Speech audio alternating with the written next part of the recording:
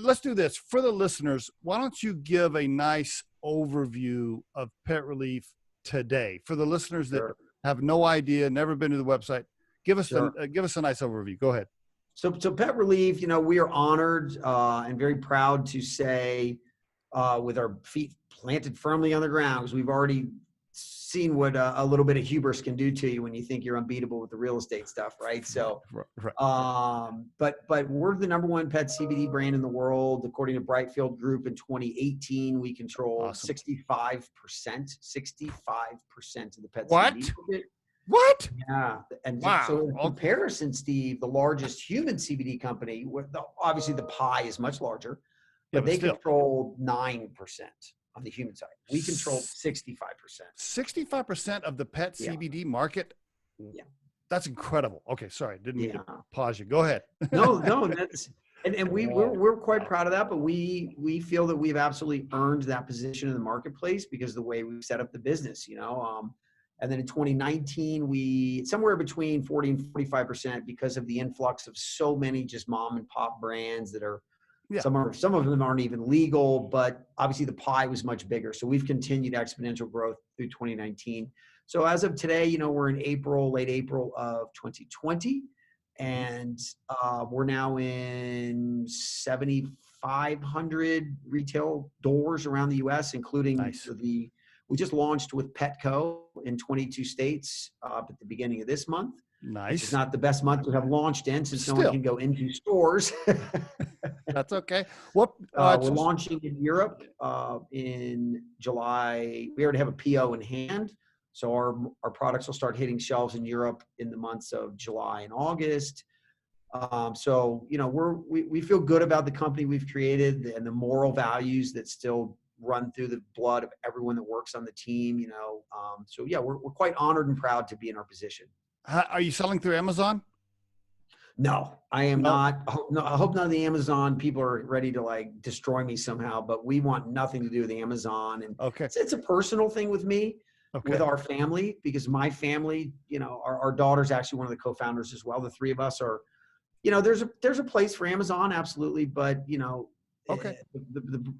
prefer the brick and mortars. We like that personal touch with. But you are selling. Can you buy through your website? Can I buy product from your website directly to my house? Yes, correct. Yeah. Okay. What percentage of the business is e-commerce versus brick and mortar? Oh, so at the end of 2019, it was about 20% e-com. Okay. But right now, because so many stores are closed, they're a lot of the stores are sending them to us online because if the pet is suffering or has high anxiety issues, if they can't get it at Joe's pet shop at the corner, they need a solution there. So e-com's okay, about 20%. All right, and how many employees today? Employees, yeah. Oh well. We have a joint venture kitchen now. So we have a 25,000 square foot dedicated manufacturing facility that does all of our baked goods and all that stuff. Okay. So even though I don't sign those paychecks, they work only for us. So if you count them, if you count those folks, we're at 75, 80 total. All right. And can you share how big the company is in volume, or you're still a private company? You'd rather not go there, or I don't know. How big is the company now? Yeah. Well, I mean, I'll put it this way. Last year, we were between 12 and 15 million. Nice. This year, we've had this little hiccup. So, again, caveat depending how long this lasts. Yeah. But we're launching our veterinarian line and our equestrian lines in Europe. We originally thought we were going to be between 25 and 30 this year. So maybe that's down to, maybe we end up at 20 to 25, depending on how long the coronavirus drags on the retail sales. But still, I mean, hey, you got it up to 12, 15 million in less than 5 years. You're cash flow positive. You still own a majority of the company. You got 75 employees and you're loving life in Colorado. I mean, hey, come on. That's, yeah. Not bad. That's pretty good. Not bad. That's pretty good. That's pretty good. I wake up and I say my thanks during my meditation every morning.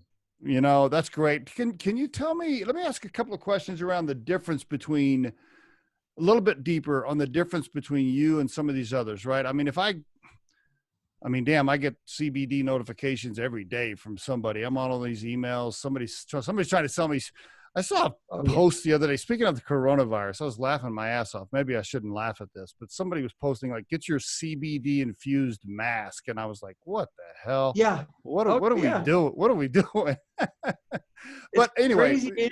crazy. Yeah, it's crazy. So, how do you distinguish yourself in this noise now? Because when you first started, like you said, when you first started, not very many people doing it, but now there's a lot more noise and BS out there. What's the difference between the product I order from you and everybody else? And I think, well, no, I don't think, I know that this is why we're still the commanding market leader, is because of that trust factor. Okay. Their survey last year said more parents are reading labels and buy organic, or almost always organic, for their pets than they do for their children, by like a 25-30% swing. I mean, we're That's not talking bad. massive difference. So when they go into stores or they start investigating, hey, I heard this CBD stuff might work, or my veterinarian told me to look into CBD, Yeah. and they see that Pet Relief has complete control of the entire process from the time that seed goes in the ground here in Colorado until the time it gets CO2 extracted, until the time it ends up in a final product and then is in the pet parent's hands. Pet Relief controls that entire process.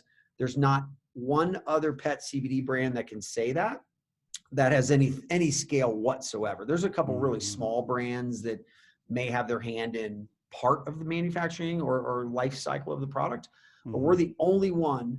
So that farm to table mentality that so many people have these days, you can trace your product that you bought from me, Steve, all the way back to last year. We had 5 big fields.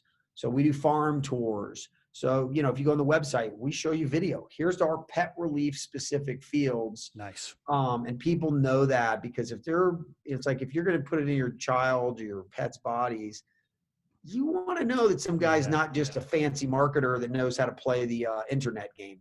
That's exactly right. And for the listeners, I just want to clarify. Yeah. So Pet Relief isn't just buying biomass from some unknown producer and slapping a label on it, right? Which is what most of the other CBD companies are doing. Isn't that accurate? Oh, I mean, any of them that have a footprint, even kind of remotely national, some of them don't even touch their products at all. They have what's called 3PL. They'll have a middleman that even does all the fulfillment for them. Yeah. So, and again, I'm not knocking, I'm not trying to denigrate any other companies. It's just, we have a different business model. We're obsessed with being the absolute best every time. I love that. Do you own the farms too? Do you own the land, or do you have a contract with the farmers and they exclusively grow? How does that work? That's a great question. And that's why we've partnered with family farmers here in Colorado.